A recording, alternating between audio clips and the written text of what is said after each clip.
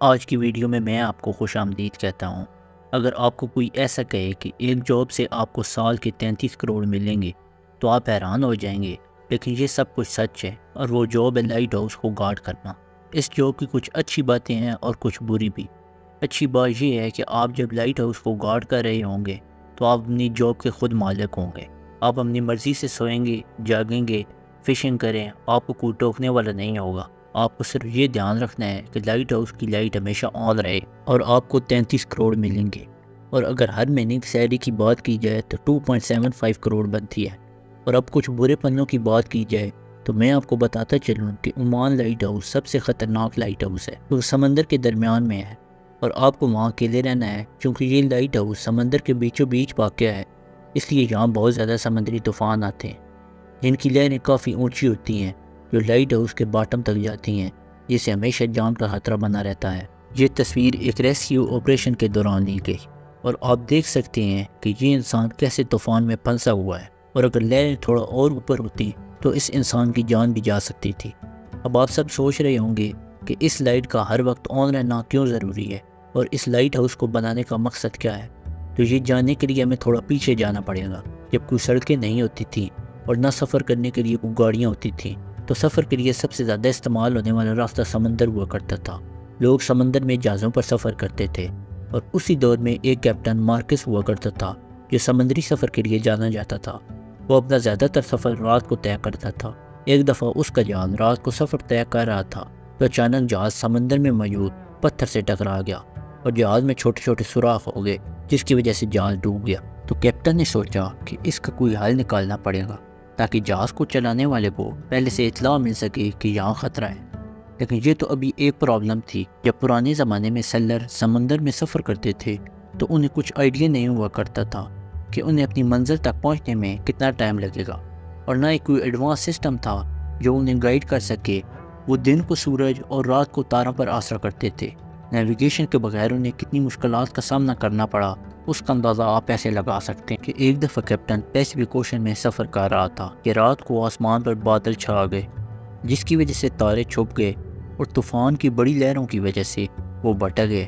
انہیں راستے کا سمجھ نہیں آ رہا تھا، اور ان کے پاس کھانے پینے کا سامان بھی ختم ہو گیا، جس کی وجہ سے آدھے لوگ پیاس کی وجہ سے زندگی سے ہاتھ دھو بیٹھے، اور کیپٹن اور اس کے باقی کریو ممبرز بڑی مشکل سے کسی لینڈ پر جا پہنچے، اور یہی سے لائٹ ہاؤس کا تصور شروع ہوا۔ ایجپٹ میں میڈیٹرینین سی کے ساتھ ہی اینشنٹ سٹی آف الیگزینڈریا تھا۔ اس دور میں یہ کنگڈم ٹریڈنگ کے لیے بڑی اچھی جگہ مانی جاتی، اور دور دور سے شپس یہاں ٹریڈنگ کے لیے آتے تھے۔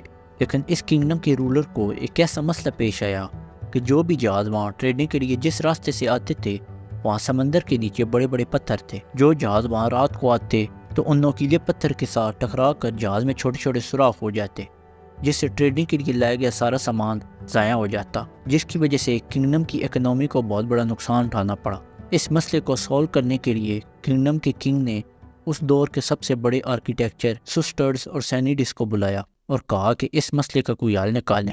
دونوں آرکیٹیکچرز نے مل کر اس پرابلم کا سلوشن نکال لیا، اور سلوشن یہ تھا کہ سمندر میں ایک بڑا مینار بنایا جائے جس کے اوپر لائٹ لگی ہو۔ وہ شپس کو سیفٹی کے ساتھ گائیڈ کرے گا اور پانی میں موجود خطروں سے بھی الرٹ کرے گا۔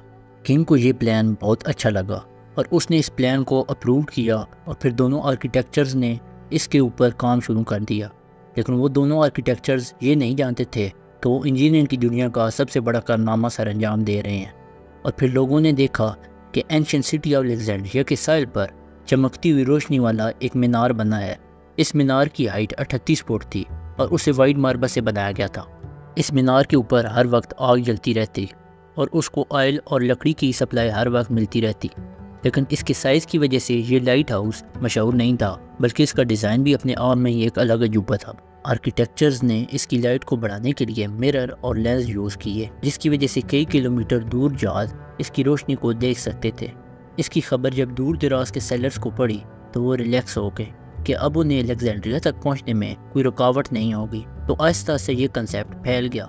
پہلے تو یہ لائٹ ہاؤس صرف سمندر کے ساحل پر ہی بنتے تھے، لیکن سمندر کے راستے سے ٹریڈ بڑھنے لگی تو سمندر میں موجود بیزی روٹس پر پتھر والے علاقوں میں لائٹ ہاؤس بنا دیے۔